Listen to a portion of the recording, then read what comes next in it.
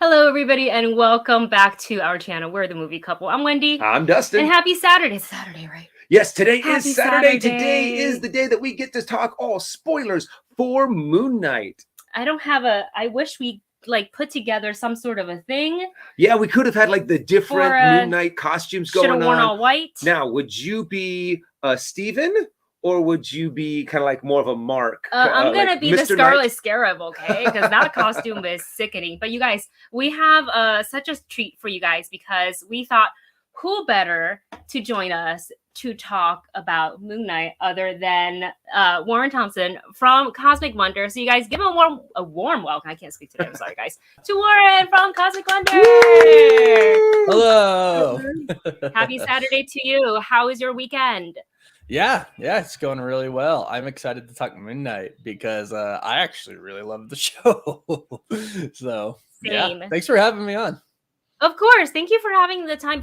I don't know who wouldn't know you, but for the viewers who may be seeing your face for the first time, can you tell them about who you are and a little bit of what you do?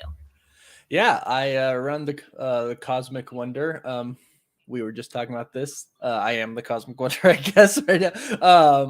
It's a YouTube channel that primarily focuses on Marvel. I've been doing it about 4 years now, actually. And it's been a great time. I've loved every second of it, and I hope to do it the rest of my life because I love talking about all this stuff. So Warren has a lot of, you've hosted a lot of really in-depth videos on not just Moon Knight and not really just Marvel, even though that seems to be kind of what we're focusing on today. So if you haven't already, all of Warren's info is literally below. So I don't think you can click on it, but you can click it in the video description because I did all of that prior to going live. So make sure you guys click and follow and all of that. And with that, let's jump into the finale of Moon Knight. Warren, what were your overall thoughts on the finale? So I always tell myself when I watch one of these finales, I'm not gonna emotionally tweet about it right after, but I did anyways. And I actually misspoke a little bit. Let me just see what I actually said, because what I said was I love the finale. I thought it was fantastic. And when I was watching it and I was watching the gods get all huge and everything like that, because in my mind I was like, what needs to happen is the gods need to fight. But then Arthur and Mark and Steven and Moon Knight and Mr. Knight, they all need to fight as well. So I got exactly what I wanted. So I tweeted this out. I know it's right here because it was not too long ago, and I don't tweet an insane amount. I said, Marvel absolutely crushed the Moon Knight finale. That was the most amazing finale yet. And I meant to say that was one of the most amazing finales yet, but I was so excited and in the moment that, of course, this is one of the best tweets I've ever done. That's got 11,000 likes. I was like, okay, now people think I like it more than Loki, which I didn't, because Loki is still my number one. But this is top 3 for me. The finale to me, though, it gave me pretty much what I wanted, with the exception of that blackout scene where we didn't actually see Jake fight. Oh, I know. I wanted to also see what does his suit look like? Yes, that was a question I had too. Yes. And I'm just like, oh, but it does kind of continue on with the entire theme of the season, is that anything that has to do with Jake is all blacked out.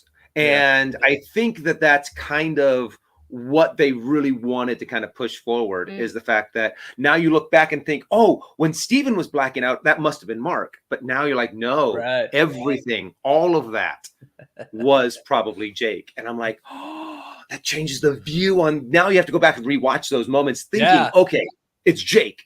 And that's why when what is it in episode 2, when he blacks out, when he has the scarab, when Steven has the scarab, and you look at all of the dead bodies, because there's blood everywhere, and you're like, oh, that must have been Jake. Yeah. And I just love looking back on some of those moments. I mean, I feel like that's one of the things that I like, and I don't want to ding the show for it, but I think just as a fan, because they kept on alluding to the 3 altars, and obviously we met 2 right off the bat, Mark and Steven, and they kept on hinting it. Anytime they had the split image of him looking in the mirror, there were always 3. Right. So I was like, when are they going to exactly give it to us? And I really thought that we would actually see Jake within the episode itself, you know, for the finale, and not just as an end scene, because now I feel I'm satisfied, yet I am not satisfied, because I would have liked to see what the suit would have looked like. Would have been a little bit of a nod to like Shadow Knight, because Jake was literally, I have a picture of him. He was literally in all dark, you know, colors as he wheeled Arthur out of the hospital. So quick question for you, and to you too. When do you think, because obviously now he's here, he's not going to go away. When do you think the next time is we're going to see Moon Knight? You know, it's funny because they're sitting here talking about this was supposed to be like a one-off show. There's no talks for season 2 yet, like no official plans. But the director or the producer came out recently and said like they want to make a Moon Knight movie. And I'm like, I'd watch a Moon Knight movie. Like, I'd totally watch a Moon Knight movie. But I also would watch a Midnight Suns movie or a Midnight Suns Disney Plus show or something like that, where he's interacting with Blade and, you know, the Black Knight and a bunch of other different characters. So I'm thinking he shows up in something else first, especially since at least they're saying publicly they don't have anything solidified. But I think the show was a pretty big success. And I think that Marvel does listen to fans and take in their input. Not like the fan. We're still here. Not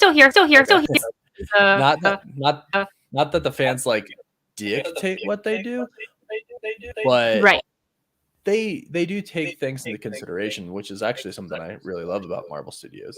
So I think we get another season, but I also think he shows up somewhere else first. And I would like to see like a Midnight Suns, whether it's titled that or not. I would like to see like him join the more occult side of the MCU, maybe make an appearance in Blade, because we know Blade's coming out. I think that would be cool. That would be really cool. You talked about the Midnight Suns, and you talk about the next time we'll see Moon Knight. Okay, here's a little speculation, and right before I jump into it, I do want to say thank you to Snake Force for sending in a super chat. It says, "Hey there, from Warren's channel, I subscribe. Thank you so much." What's up, Snake Force? Hey, thank you. Your team's coming out in full force, I see. Snake Force. Also, can I chime in a little bit on about the Midnight Suns and all that stuff? Where we think Moon Knight's going to show up next too. So, I mean, we also hear that Werewolf by Night is coming out this this Halloween. So we might turn up there. But there's a lot of little Easter eggs all throughout the series of Kang the Conqueror. You know, there was that image on the back of the jacket. I saw on a video that one of the QR codes that's hidden in the final end credit scene is actually a cover of Moon Knight fighting Kang the Conqueror. Yeah. And I'm like, so there's a possibility maybe he could show up in Quantum Realm, Ant-Man and the Wasp? Ant-Man and the Wasp, because that's going to be the introduction of Kang the Conqueror. But I think that's a little bit, I am starting to have more and more theories that are coming that I hear from other people, and I kind of compare them to what Dr. Harrow was saying. Is that sense or is that nonsense? Right. Yeah. I'm kind of like, is it realistic or is it Mephisto? Right. Yeah. You find yourself like in real life questioning, like, is this real? Like, am I really on a YouTube channel right now? Am I making this up? Like, is this just all speculation inside our heads? Yeah. Or am I just going crazy? Pretty much. I do remember all that, and I remember, like, was it the third episode we saw the jackets? It was the third episode. I think so. The second episode ended with him in Cairo. Yes. But I remember that. I remember, New Rockstars did that whole thing where they like reached out and confirmed it. And I'm just like, so, I mean, Kang was Ramatut. He was a pharaoh. And then we go on and we're like, oh, so Amit's last avatar was a pharaoh. Was her first avatar that betrayed her pharaoh? Was that Kang? So I really like that. Maybe. That's my theory. My theory was that Kang was at one point in time her avatar. But since he had already figured out time travel to go back there. I'm assuming he had more power than maybe she thought he had, and maybe he was just trying to use her as well, and that's why he betrayed her. I think something like that probably happened. I'm hoping when we're finally introduced to Kang, they show us something like that. But that also concerns me because I'm like, well, if they just show like that, that's like way before, and we might not see Moon Knight, but obviously we'll know, like, oh look, that's Ahmed, and this is Kang betraying him. It's like, you know, so I like that, but I really like, I'm like, I hope they connect actual Moon Knight to it, if that makes sense, and not just connect like Ahmed, but like actually connect like him. Maybe Kang was watching Moon Knight the whole time, right? Just kind of do everything and just like, look at that. Ooh, I kind of like that. Wait, I hadn't really thought of it that way. That's great. Yeah. Like you're talking about how much you love the show Loki, and we were sitting here talking about how we didn't think that they were going to reveal Jonathan Majors in that series at all as a variant of Kang, but they made it happen. So now I've been just hoping and waiting for the next piece of news, because we love him so much as an actor. Like, if you guys haven't watched him in Lovecraft Country, please do. Oh, yeah, so good. So that kind of gave me the vibe of in What If, when the like Ultimate Ultron, or whatever you want to call him, kind of looked into the Watcher's dimension, and how much that creeped me out. So I'm hoping for a similar effect if they're going to tie these two together, regardless of where we see Moon Knight next. I have a feeling we're not done with him, where he's going to pop up in a movie, hopefully another season. So here's like a weird thing, and I'm sure you saw on social media, but they had, I think one of the Marvel accounts tweeted out, instead of the series finale, they made it into the season finale. Do you feel like we could potentially get a season 2 of Moon Knight? I feel like we are, especially with that. I do remember somebody, like, when I streamed that night, someone said like, yeah, their Twitter, they changed it. And I was like, they changed it, and now we have like the producers talking about how they had cameos that they wanted to put in, and they haven't said who, but I'm like, maybe they're saving those for season 2. I'm like, I'm really thinking we get a second season, because again, like, I think you have this character that is so successful. And let me clarify. I think people love Steven the most. Like, I love Moon Knight, Mr. Knight, Mark, Jake was awesome to see, but I like Steven the most. I was like super invested in Steven. I'm like, this poor guy. And then you have like, the crushing scene where Steven's like, I thought like I created you. I thought I was the real one, and you were coming out, but you're the real one. And but then at the end, they're like, we're kind of a package deal, So I'm like, okay, let's like, they're both there now. But I think when you have like character like Steven and Mark and Moon Knight, Mr. Knight, which is so weird because they're all the same, but they're also all different, which is one great thing I think of, like, why the show worked. But when you have that, I think, I don't want to say they owe it to us, but I feel like you should keep going on, right? When you have a character that's so loved and everybody really like seem to love this show, I feel like it just makes sense to keep going. Like, also from a business standpoint, because let's be honest, they're a business as well, right? I feel like you could capitalize on a lot, giving the fans what they want, making some money off of it, plus developing a really, really awesome character who you can continue to use and team up projects as well. So I think so. What do you guys think? I need a second to digest that. Do you have thoughts? Oh yeah. Honestly, not only is it just an amazing character that I think they peeled back the layers of Moon Knight very, very well, to where I think starting off with Steven as the main focus was perfect, because it made you a little bit more sympathetic to Steven. It made you a little bit more, it endeared you to him a lot more, because I think if you would have introduced Mark first as kind of, the badass mercenary, and then you would have felt like Steven was a lot more of an intruder in this reality, and kind of like that dorky kind of guy that just is a little bit more obnoxious than lovable. Yeah. But I think the way they set it up was very, very well done. And there are just many layers to Moon Knight. And they ended the series showing, oh, hey, you know, all those layers we went through, we still have one more, but you know what? We're going to save it for next time. I think they kind of left it on a very much, there's still a lot more to learn about this character. Now that we have a good established character, I think now putting him into either another season would be amazing. I think putting him into a few different movies to where he is in the Blade movie with Black Knight and Blade would be brilliant. To have a one-off little series in Werewolf by Night. Yeah. Yes. And have him play a pretty big role in that. And then you're now able to take him and have him appear in certain places now that he's so well developed and so well established. And plus, you have Oscar Isaac. Yes. You don't get Oscar Isaac just for one series, just for 6 episodes. You don't get, he took this movie and the series and elevated it to another level. And you saw all of that on display in episode 5 to where it was actually kind of hard for us to have that edit for that series, that episode, because we were just like, the entire time. I know, we're so focused on it. You're like, no, we need some big reactions. Yeah. I mean, I remember in episode 1, and actually, you and I, the 3 of us, were at the premiere or the event launch event thing. Mm-hmm.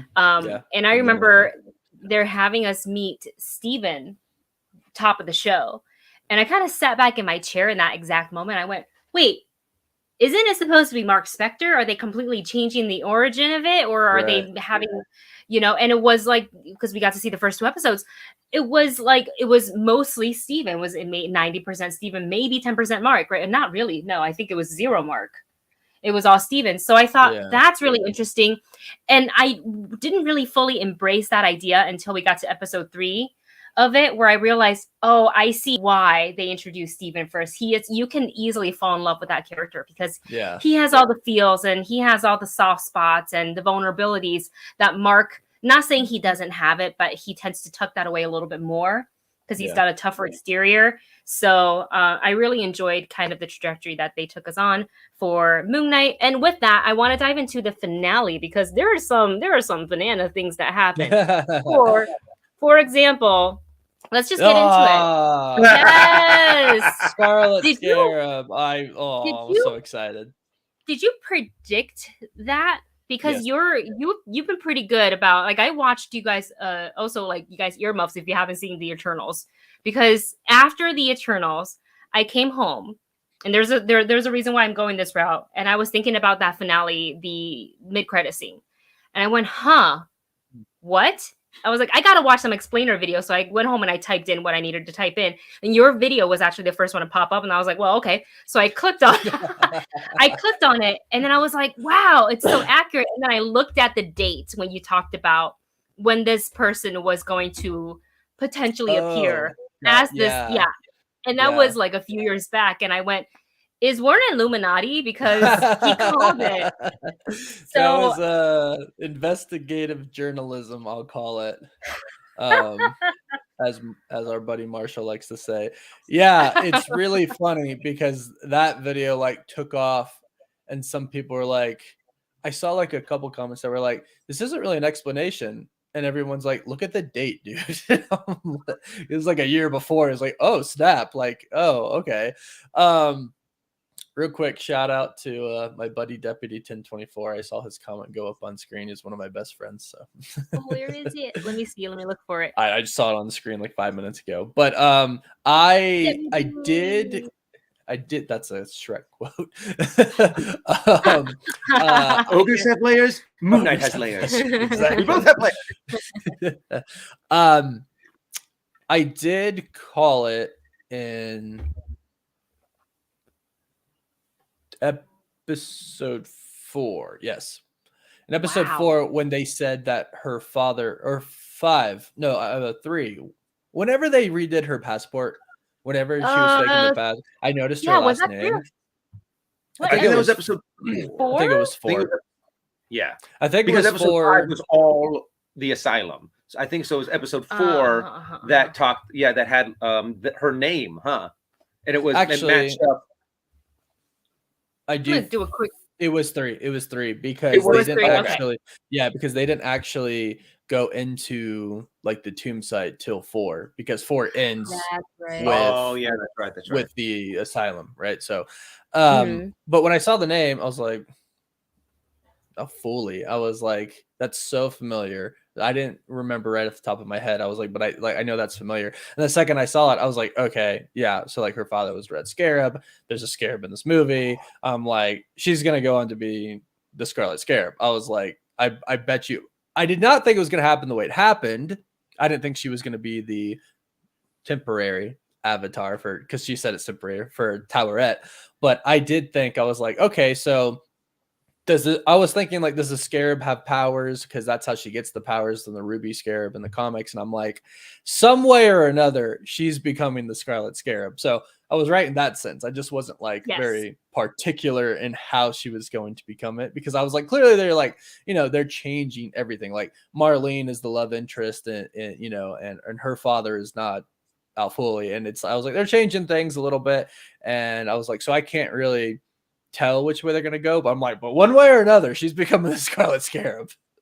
Yeah, no, you definitely called it, even if it's not exact to the detail, because I really didn't see that coming. She was so hesitant on being an avatar for any of the gods because she's seen what it's done to her husband, and where she kind of, in a sense, didn't have her husband. She never really knew who he was and his struggles. So this was a big turning point for me for Layla, because I was slightly worried that they were going to make her a Moon Knight, because I felt that her character would have been so against it, and it would have been taken something really drastic for her to agree to let that happen. But I am happy that it's individually kind of her own route, and please let there be more of Layla, because now I need it. Just the fight scene between the three of them is fantastic. That was really awesome. And I also just loved how she held her own while facing Khonshu. And she's just like, no, there's no way. I saw what you did. I'm not doing this. No, I might go in there and die, but I'm not going to let you take my soul, in a sense. Yeah, she was like, I'll figure it out. I'll figure my way. I loved her character. Like, I really it really surprised me, actually, how much I loved her character, but she was phenomenal. I had a small inkling, and I think by the end of the finale, maybe I'm gonna let that theory go a little bit, but it was I think episode 3, when they get to Egypt and she's talking about art dealers, and things like that, and she brings up Madripoor. Do you still think there's any sort of connection between Layla, because she's obviously skilled, in even pre Scarlet Scarab? Do you think there's any sort of connection to her and Sharon Carter? I do. Whether that's like a super big connection that they want to explore later down the road, or it's a simple, because in what did we decide it was episode 3? In episode 3, when she's getting the passport, she simply says, she's like, I'm not stealing. They've already been stolen. And I just happen to sell some of them to live, right? So I can pay bills and stuff. I'm like, then they mentioned Madripoor. I'm like, well, where do you sell stuff? Right? What's like the black market place in the MCU? Madripoor, right? And then they mentioned Madripoor. I'm like, okay, she obviously, that's what she's doing. Because they even talked about like fine art and stuff. Like Sharon Carter was doing that. So I'm like, I'm thinking she was there. And I'm thinking she's probably had some contact with Sharon Carter, especially if Sharon Carter, what was the power broker, right? If she kind of runs Madripoor, I'm going to assume they've run into each other at some point in time. If you're selling like, ancient Egyptian artifacts, they're probably, pretty noteworthy to me, so I'm thinking we might see that later. I'm not sure, because that might just be like a quick little, like, hey, you do the math, but what were you going to say? Oh, I was just going to say, and that's also a really good way to kind of start connecting some of these little fibers throughout the MCU, because in the comic books, Moon Knight is more of a street level superhero, right? And to where he teams up a little bit more with Daredevil and with Heroes for Hire, and he's more on Earth fighting these criminal battles. And that's kind of where the same level that Bucky and Sam are in there. So if you can kind of now start to shift Moon Knight over to this area to where he can now have some interactions with some of these other superheroes, I think that's a good, that would be a good thread to kind of connect them. But I'm a little nervous about what's going to happen between Mark and Layla, because Layla saw Jake. She saw what he can do, and she just saw how brutal he could be in that battle. Yeah. And I'm wondering, because in the comic book, Scarlet Scarab is a villain. I'm wondering if there's going to not necessarily turn her into a villain, but kind of where they're starting to butt heads, because she's like, I saw what a murderous personality Jake can be. I'm wondering if she's going to be like, no. We need to keep you under control. We cannot just let you go free, Mark, or else you're going to kill hundreds of innocent people. Yeah. I also want to know the dynamic now between Steven and Mark and Layla, since Steven kissed Layla and Layla kissed him back, but that's a whole nother question. And then Mark right, Mark, so I'm like, how do you go about that? But no, I totally agree. And you have to wonder how quickly, if so, do they soon discover Jake and the fact that Khonshu is manipulating them again, and he's actually still there, right?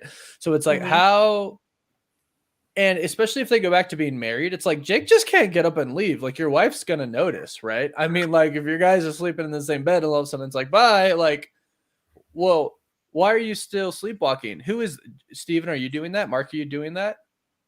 And maybe Jake is sneaky and is like, oh, it's me, Steven. Like, who knows, right? But I'm wondering when all of that actually, hits, when it's like Layla is like, hey, hold up, wait a second. Now that I remember, at the very end there, you went crazy and like assassinated people. Like, you did that for like a living every day.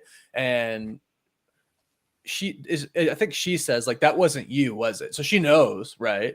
And he's like, I blacked out. I don't know what happened. So they know. So just like you're talking about, like, I think at some point in time, she probably does say, what's the deal? Especially, when you consider Steven as well. They're both there. So I think that's like, it's like a marriage talk almost. It's like, okay, where are we at? Because it's like, Steven's there. And where are the boundaries? Like, what's going, I 100% agree with you. I think eventually Layla is going to be the one that's like, hold up, this has to be addressed and accurate, be controlled. So yeah, given her personality, Layla is very straightforward. She's no BS. Yeah. Oh yeah. From the beginning That's what I love about it. Yeah, exactly. She doesn't beat around the bush. She wants to know, she's going to get to the bottom of it, and that's what I like about her personality. So I think for sure it's interesting that we ended before the credits rolled, that he wakes up and he's, even though he's still like strapped to the bed and stuff, but we don't really see Layla. So I'm trying to piece together how much time has passed. Is it almost immediately after? Because like they were in Egypt and he was back in London. So there's got to be some sort of travel time taken into account. And unless that's not really in reality, the moment. No, I hate that. Stop that. That is in his, because that flat is pretty much where Mark kept Steven. And now both Mark and Steven are in that flat, and there's 2 goldfish in that tank, the way that Mark kind of kept Steven in that tank or apartment. I think Jake is now putting the 2 of them in an area to where he can do what he wants inside the body and then switch back and forth between control. Right. To where that's kind of like, what is that called in Get Out? The empty, the sunken place, the empty place, the sunken place, so that he would put Mark and Steven, so they are completely oblivious to his existence. Oops. Yeah. So and all of the different scenes that we should go back and watch again and be like, okay, is this real? Is this in reality, or it's just in Mark's head? And then it's what, because there's a lot of just. Yeah, that I don't know. I know that's what I think is like. It's like, oh, you really don't know, like it's like, oh dang, like, I've seen a lot of videos recently that's like, nope, it was all fake. I'm just like, I can't accept that. Yeah. Like I just can't. Same. Like, you know what I mean? Like I especially at the end when they're like, when they realize everything, and even like Dr. Harrow is like, why am I bleeding? So it was like, you don't just randomly bleed. So that's clearly made up. You know what I'm saying? Like, it's just kind of like, there's no way that's reality, right? There's no way like you just randomly start to bleed from your foot for no reason whatsoever. And that was like a lot of blood, whereas leaving footprints. I'm like, so that's not real, right? That's not real. That's just some sort of subconscious thing where they go, and it was just, I think they just liked keeping us on our toes, right? And making us wonder what is real, what is not real. So exactly. I think most of what we saw was real, but there are those little pieces that aren't. I don't like it. And they just don't tell us which ones are which. Right, on purpose, right? So yeah. It makes I will say it drives conversations kind of like this one. Right, exactly. And I think that was the whole point. It was the whole point. I will say that I had to do a lot of research on Egyptian mythology for all of this. Like I literally was like looking into hieroglyphics and everything like that. And it actually genuinely helped me enjoy the show more. And I just think that whole concept of Steven studies when Mark's asleep kind of thing, and he knows everything, and like they need each other and they had to switch bodies. I think that like added so much to the movie and so much to Steven's character. And I don't think any of that was fake. I don't think that any of that could be fake. Because I think like when, with the exception of when they were in the underworld, except for when we saw Layla there, I think everything with Layla was 100% real. Mm-hmm. I think I could probably say that with confidence, with the exception of the asylum that they were in the underworld. I think Layla was the like entire realness of it all. Because I agree, Dustin. I think there's some points where you're like, this probably wasn't real, but we're gonna make you think it was. So it's like just to mess with us. That's why I like, a good way to segue. Shows like this one. Go ahead. I think it's a good way. That's a good way to segue into our super chat from Snake Force. Do you all think Khonshu actually killed Harrow? And I have to admit, I really do think that this happened in reality. I think the fact that he did end up fully controlling Jake, and he was able to sneak into the hospital, pull Harrow out, throw him in the back of the stretch limo. And I love the little changes that they made from the comic book to this version of Jake Lockley.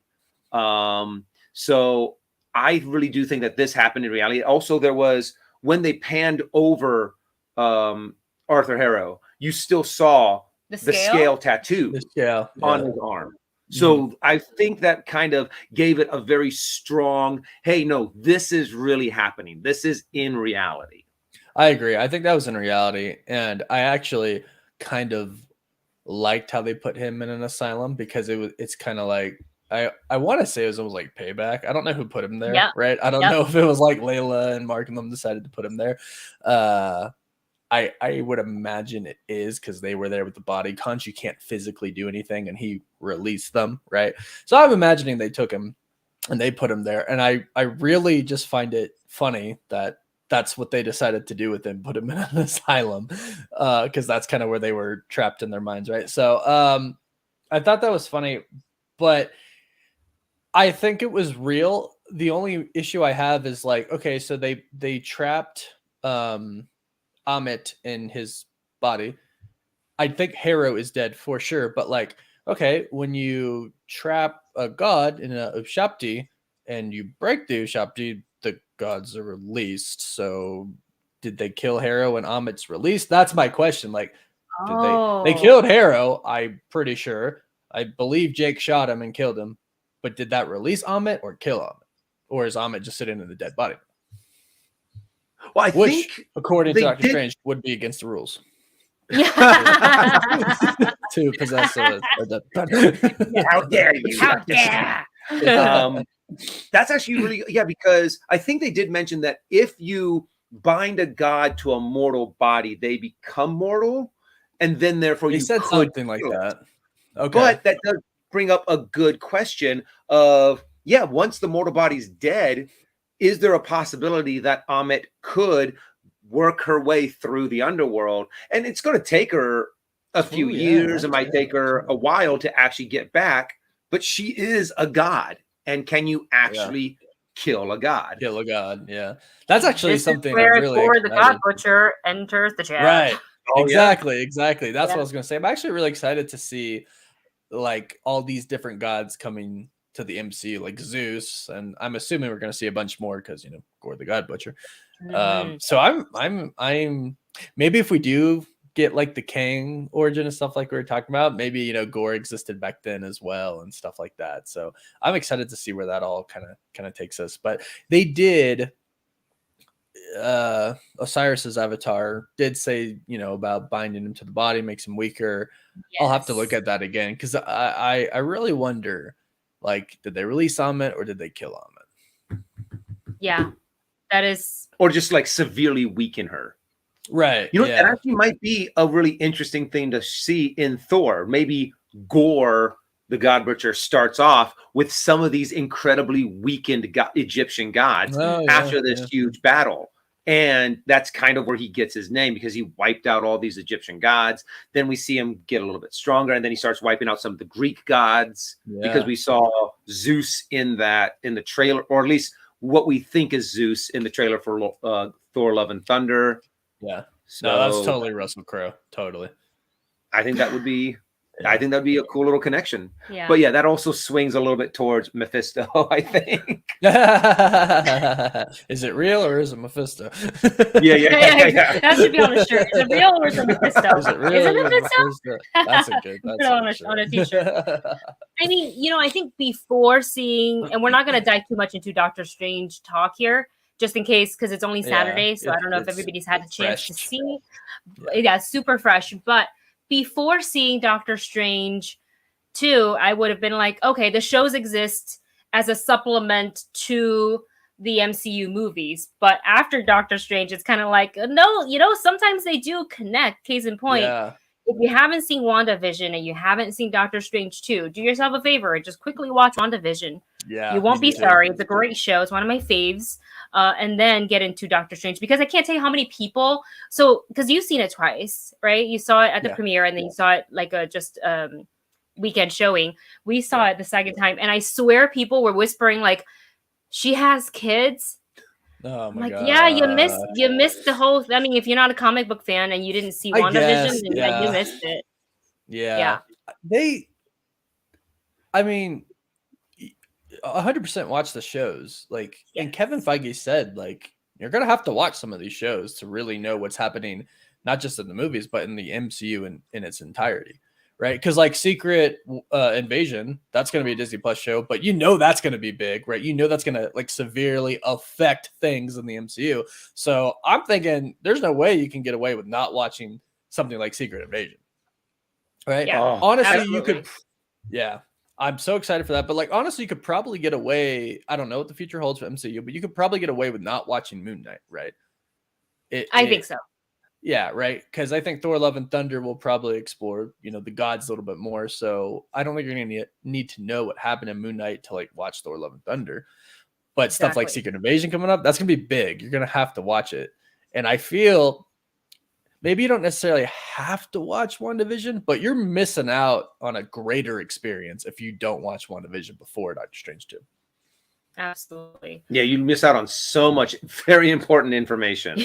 Right, yeah. Because like, they're like, your kids aren't real. You created them using magic. Like, yeah, that's there's like the bare minimum base that you need to know.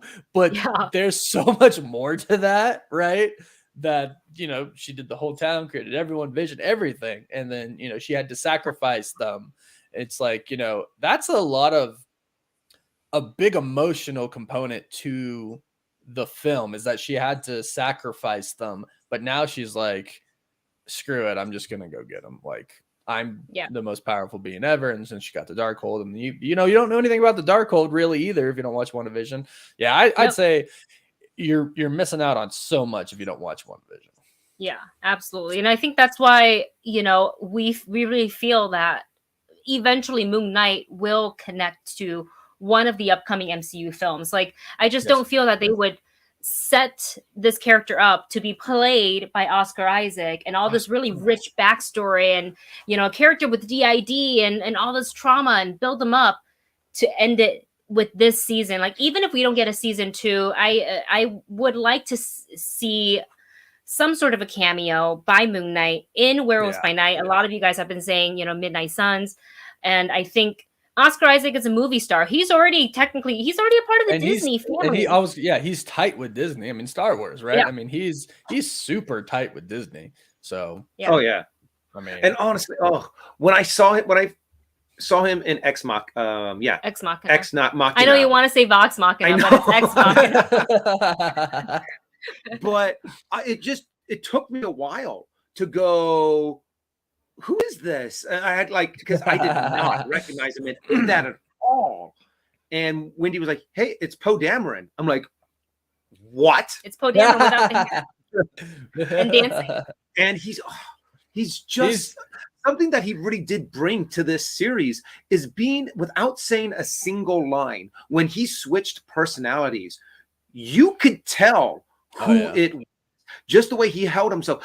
I don't know how he did it, but he somehow made his face look different when he switched from Mark to Steven. And I have to give him just insanely mad props on just how well he did that. Yeah. It was a phenomenal job by him. Like, to be able to do that, because that's got to be hard. Like, Wendy, you're an actress, right? Like, that's got to be oof.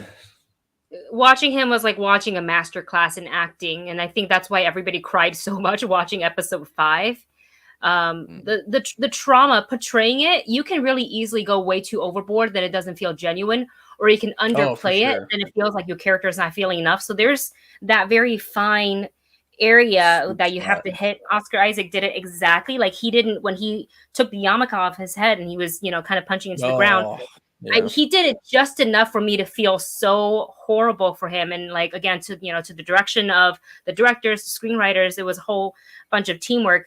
But also as an actor, it's like you gotta get into the headspace of being able to portray that character, and then imagine if it's the same scene, there's no cutting, and you as an actor have to flex your acting muscles to flip that into Steven and go, "Oh, what's happening? Oh, hey, mom." And you're now in this like utopia thinking that you and your mom have this great relationship, where a second ago you literally who is his mom? Yeah. Who is his mom? I'm sorry to interrupt you like that, because I certainly agree with everything that you said. But like, who the heck is his mom? Who is he talking to? No one? Right. Like, is it just the phone's not on and you're just like, "Oh, hello"? Right. I think if you actually zoom in real close, you can see that the phone is just on the menu screen. So it's just him having it in his head. Marvel does everything on purpose, but I still wonder if that was that an accident? And you know, because obviously you wouldn't really be talking to somebody like in real life while filming. Did they not catch that? But they catch everything. So I'm just sitting there like, I don't know. But that scene right there is amazing, where he's grieving and he's walking away, and all of a sudden it's Steven. I'm like, how did he do that? Like, that's amazing. Just like you said, like, it's just like, that's two different headspaces, right? To get into, and to be able to just go whoosh, perfectly. I'm like, he needs an Emmy for this. Yeah, that's what they get, right? For shows, right? Emmys. Yeah, you can't get Oscars, even though like that would be perfect because of his name. But an Oscar for Oscar. Oscar for Oscar. When he's beaten, I mean, that's also just the transition when he's still Mark, when he's beating the yarmulke into the ground, but then he picks it up and is like cradling it in his hands of like, "Oh my God, what have I done?" And he holds it to his chest. Yeah, is just another moment that it punches you right in the gut. Yeah, it really does. Yeah, there's so much greatness to that. Go ahead. Show. No, I think of the show and I smile. It's just so big apart. It's really good. It's really good. And I do want to go to this one comment. Okay. This one is by Barton, who says, I was impressed with how well Steven could fight in the last episode. So I want to dive into just a little bit of this because I thought the fight scenes in this was spectacular. I love that we finally, granted it was the final episode, but we finally got, Moon Knight switching into Mr. Knight, the different styles of martial arts that he used. And also this right here, like straight up knee into chin over, the moon silhouette. It's fantastic. What were your thoughts on the fight scenes? I thought it was just what? Okay, well, one. So episode 5. We're always trying to guess the episode. Episode 5 was when Steven falls over. Yes. Okay. Yeah. But you see him go, "You've got this," which means I got this, right? So now he's like, and he even said before, he's like, well, in episode 4 when he's about to go in and Mark's trying to talk to him, he's like, well, we're the same. It's like muscle memory, right? Like I could do all this stuff. And so he's like, same body, So I think just the confidence that he has and like also like wanting to show Layla, because he even goes up to her and he's just like, can't wait to show you my new skills that I got. You know what I mean? And then he goes in. But just the fact that like, you just love Steven kicking butt, but then how he's like throwing the batons and he throws it, but then Mark catches it as Moon Knight. I'm like, oh, it's so cool. I'm like, they're switching back and forth, and then it became so seamless, right? Them switching back and forth, and that was just, I was like, this is awesome. This is Moon Knight. Like, this scene is amazing because of that. Like, yes, the actual fighting was really cool because it's funny. You see, like the fight starts off with like Layla going at it. And then you see the two guys, and then Steven just comes up, like, just decks them both. And that's how it starts. I'm like, yes. And then he just like gets into it. But the fact that they were switching back and forth, and then you see like the Moon Knight costume and the Mr. Knight costume, and it's just like, it's so good. Like, and it really, like, at the same time, you're seeing like these giant gods fight. Like the whole, that scene, I was just like, this is awesome. Like, I was just sitting there like, this is awesome. Like, yeah. So and then you can't discredit I can never say her last name. May Kalamaui? Is that how you say it? Kalamaui? I think that's if you want. Yeah, I think so. But Chad, feel free to correct if I'm saying it wrong. Yeah, I can never get it. But May, her character in that final scene. So it's like you have 3 people actually: Mr. Knight, Moon Knight, and the Scarlet Scarab, and just the way all that was, it was insanely cool. Sorry, Dustin, I didn't mean to cut you off. Oh, no. I just love too, because it also brings up the idea that now that Mark and Steven have kind of accepted each other, they can now borrow each other's skills. They can now be able to work together as one. So you can see Mark doing some awesome flips and doing these awesome moves and fights because he's borrowing from Mark's skill set. He knows Mark's muscle memory. And Mark might be able to borrow some of Steven's knowledge from Egyptian culture. And since they're working back and forth, they really just elaborated that very well in this fight scene. And I love the comparison between, because I know in a lot of Greek mythology, they have the fight between the mortals is a representation or a mimicry of the fight between the gods. And being able to see that to where you see little tiny Steven, Mark, and Harrow fighting, but in the background, I'm wondering if like everyone saw that in all of Cairo, right? Yeah, or all they're seeing is this little fight and a whole bunch of dust being kicked up over by the pyramids. Yeah. You have to think like poor humans. It's like they get snapped, and then these giant celestials show up, and you're like, "What the?" And then like these giant gods pop up, and you're just kind of like, "I would hate to be human." That yeah, like you just imagine seeing that, like this giant like dead bird and an alligator fighting, like the size of the Great Pyramid of Giza. Yeah, like you would question everything you've ever known in your life, right? At that point in time. So. But that is a good question, though. Did everybody see it? I'm gonna have to go back and like watch and see if the people are like looking up at them or something like that. Yeah, definitely worth a because second watch. It is because all the people were getting judged, right? and she was just sitting there eating the souls. So I'm just sitting there like, did they see that? I mean, I don't know. We're gonna have to watch that again. Souls, do they see, or do they see the souls just go into an empty void? Right, or exactly. Do It's like I want to assume like if a god. Well, you know what? No, because I was gonna say because Khonshu is there. It just makes you wonder. Like, was Khonshu in the what did they call it? Outer void. Oh, right. It's not, not what it's called in the comics, but yeah, but I think in the show is what they said. Right, it's like the other void or outer void or something. One of those two. I don't think Amit was there. I actually feel like Amit was actually on Earth. I don't know about Khonshu. Ooh, interesting. But the overvoid. Overvoid, says the Watcher. Thank you. Overvoid. Thanks, Watcher. Yeah, so I wonder, like, because that's why they use avatars, right? But Amit was there without an avatar, so was Khonshu for a little bit, right? When Mark was dead. So I'm like, yeah. Now I'm like all in my head, like, were they there? Were they not there? That's a good question. I'm like, oh, dang. New explainer video for Cosmic Wonder. There you go. Yeah, we'll just watch it again and just look at the people and see if they're like looking up at them. Yeah, because obviously that's something you would be looking at. So that's really interesting. But overall, I think we can all agree this is a really fantastic show. Do we want more of it? Obviously, but I think that's just a hint to how good how good the show is and how good the characters are.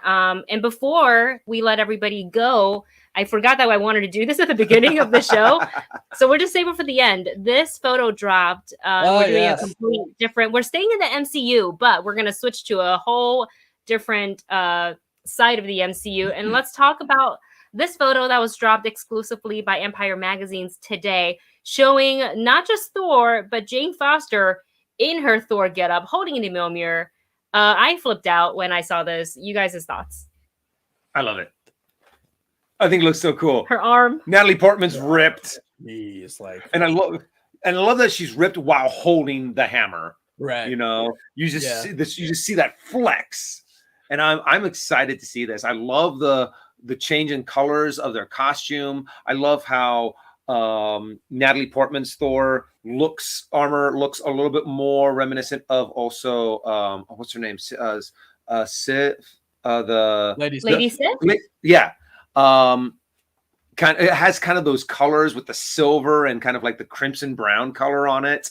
Yeah. Everything about this just gets me more excited for Thor, Love and Thunder. Yeah. I think it's an amazing photo to be able to just see their costumes just right there, not in like a moving still or like a still that's blurry because you grabbed it from a trailer or like leaked merchandise, something like that, to get an actual high res shot of this. I'm like, gosh, those look so good. Like, they look so good. And yeah, Natalie Portman, I said in the beginning, I'm just going to talk about her arms because holy, like bigger than mine here. Like, oh my gosh, like I wonder, because like Chris Hemsworth has his like own fitness company, like fitness app. I'm like, were you doing his app? Is that how you got as jacked as he was? Like, I want to know your routine, right? What do I need to be doing to now get like, we'll shoot for Natalie Portman first before I try to get like Chris Hemsworth. I think there's a bar now. Like, I'm doing Natalie Portman workout. Maybe I'll move on to Chris Hemsworth later, but right now I'm just shooting to get arms like Natalie Portman.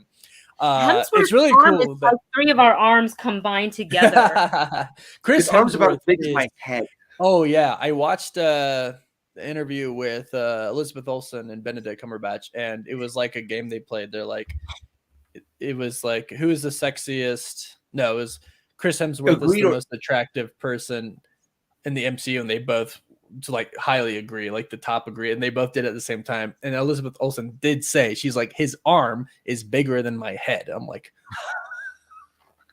gosh, like how tall is? How do you walk around? Just walk around like this. He's pretty tall, I think. Yeah. Yeah. With him, he can't buy normal T-shirts that you and I like that we buy at Target or something. He's got to shop for like extra arm room. Yeah. Extra chest room. Yeah, there's no way. Yeah, that dude is and they say and you can tell he's just the most jacked that he's ever been for this. So I'm like, all right. It's kind of like from bro Thor to Jack to like the biggest he's been ever. From Ice Cube Thor to Thor. And I love the fact that in the trailer too, they show Thor getting back into shape with the chains and working out. And I'm just excited to see Chris Hemsworth being Thor again. You could tell that he loves this role, that he is so attached to it, that he is just living the life of a god. I love this comment here. Deputy 1024 again. That's great. After a hard workout, his arms are a little sore. He is the pun master. Yeah. He is the pun master. It's really funny because he's a cop. He's an actual deputy. And I'm like, do the people that like you arrest just like hate you because you crack jokes all the time? He's like, oh yeah, I just crack jokes all the time. And it's like, imagine getting like arrested and then you have the cop actually like poking at you. I'm like, just for you're like, not only am I going to jail, but I have to listen to this guy is roasting me the whole time. No. All the puns in the world. Yeah, I wonder what workouts Chris Hemsworth does, because how do you even get that big? All of them. Yeah, right. That's the answer right there. He does all the work. All of them. Starts with jumping jacks, and he does the chain thing. And it's like the diet too, because it's not just working out. Like he has to follow a real strict, like very protein heavy, probably low carb diet. I'm guessing to get that cut and to have bulk. Like it's a lot of broccoli and chicken breast, I'm thinking. I bet, because it's funny. I actually thought about this. I was like, his arms are actually probably as big as The Rock's arms, but he's so much leaner than The Rock, right? Yeah. The Rock doesn't go for that lean look, but you compare the two, because I would say their arms are probably the same size, but Chris Hemsworth is a lot leaner. So it's just like, that does take a lot of discipline with the diet. So good for him, though. Jeez. Good for him. And I also just love kind of like comparing Chris Hemsworth's experience of working out and how much he's so dedicated to it and how much he loves it so much. And then hearing Chris Pratt's experience with having to do the superhero body for the first Guardians of the Galaxy. It's hard. He's talking about how much he, of course, he's probably very much like me on how I would have to be, how he hated the diet, how he had like this, what is it called? Not a supervisor, but someone with mission or something.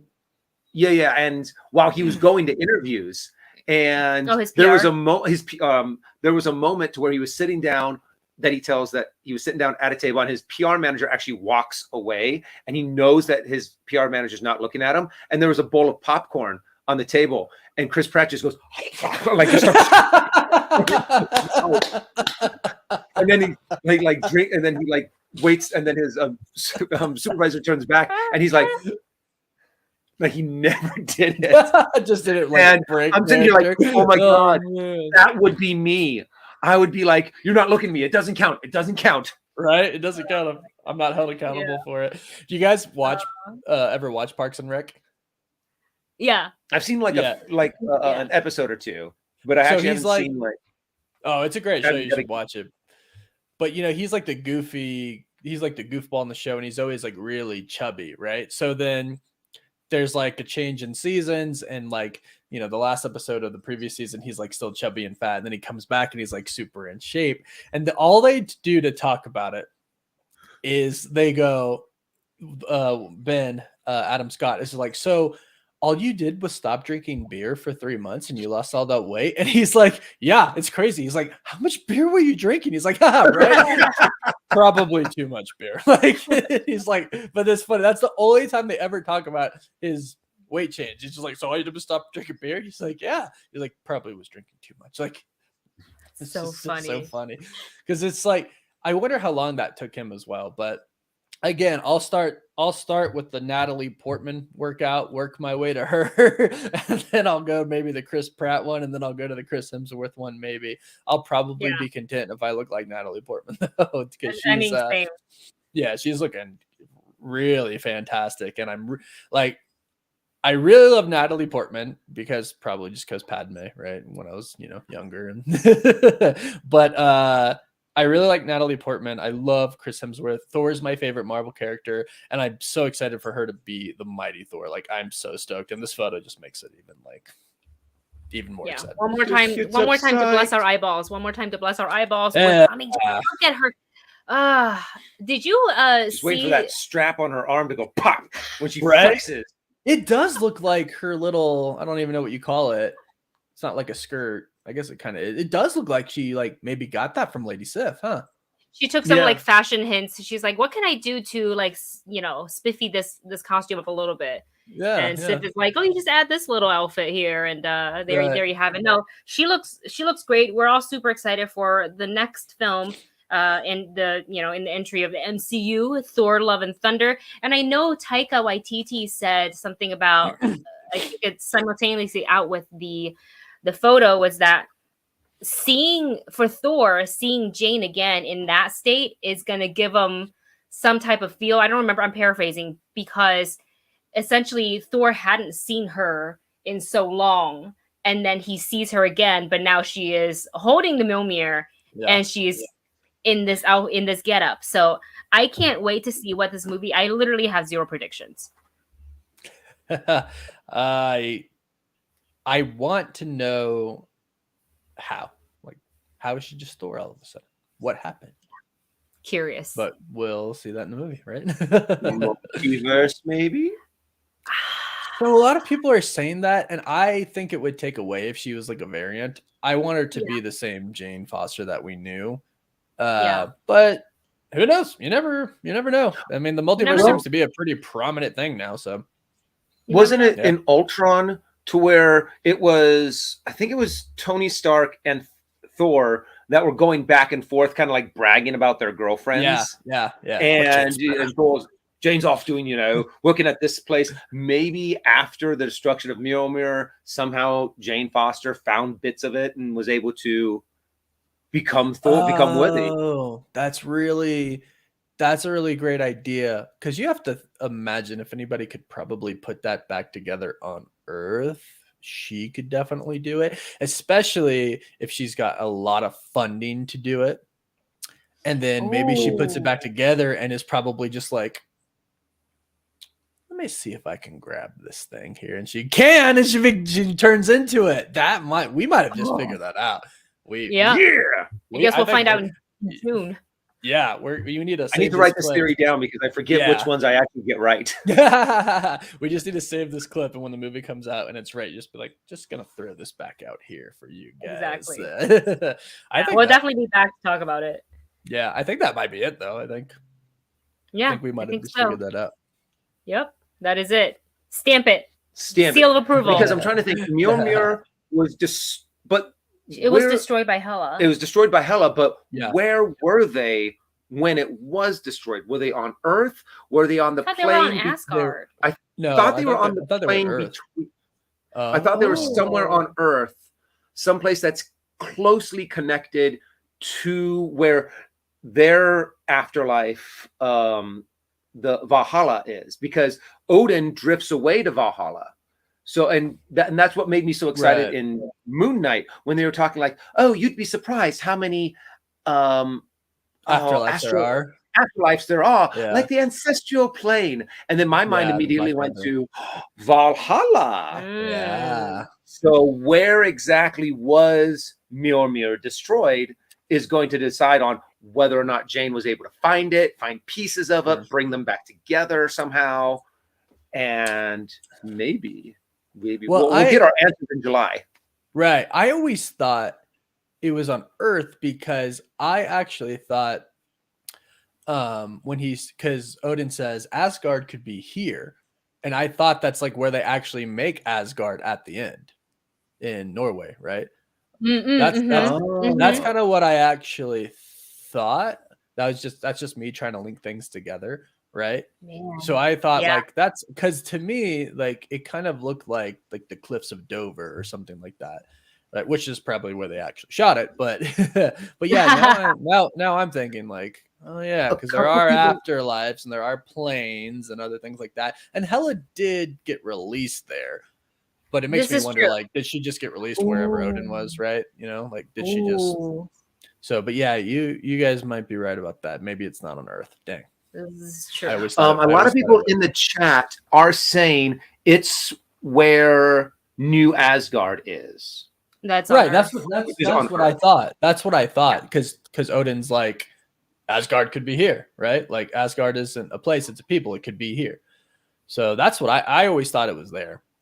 Yeah. I thought that's where they like literally established it, because that would just make sense. Like if my dad said Asgard would be here, you know what? We're on Earth now. It's going to be here. Yeah.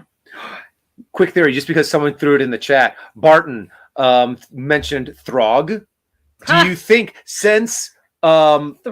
if I'm not he's saying that Throg only had a piece in the comic I read. Do you think maybe if Jane brings all of the pieces back together, but one piece of it does go to Throg? And Throg, and he has like a little tiny Mjolnir. I love that. That's cute. Tiny Mjolnir. Cool.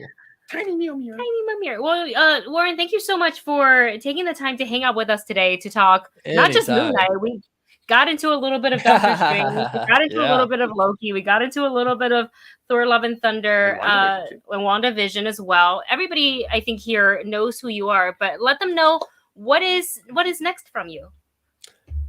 I am going to be talking a lot about what I think the future of the MCU is, primarily. Spoilers. No spoilers. Yeah.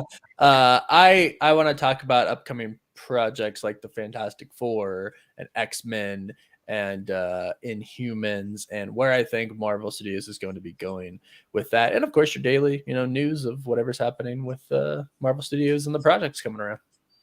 Nice. So you can find all of Warren's stuff at Cosmic Wonder, and I've linked it not just over there, but it's also in the description in the video. So go ahead and check that out. The Twitter, the Instagram, the YouTube, they're all here. And fun fact, can I tell them about what we're doing in June, you and I? Yeah, totally. We're going to go see Stray Kids. Stray Kids! The movie bunch, they know about my obsession with K-pop, so I'm very, very excited. So expect some kind of, I don't know if I'm going to have the energy to, or the focus to vlog, but I would like to. So we will see. You guys give it up for Warren of Cosmic Wonder. Thanks for being here. We love you guys. Put some popcorn in the chat for Warren. Yes. I gotta do that. Hold on a second. Let me. Oh nope, it doesn't want to come up. Dustin will do it. I can put some popcorn in the chat. Popcorn in the chat. I feel like. Wait. No, not that one. There we go. All right. When you start pushing the buttons, so many times, and then it shifts, and then you start putting another emoji in there. I'm like, wait, no, I don't want that one. Gotcha. Yes. Oh, I see it. Yeah. Got it. Yeah, awesome. There it is. All right, guys. We love you, and we will see you next time. Bye.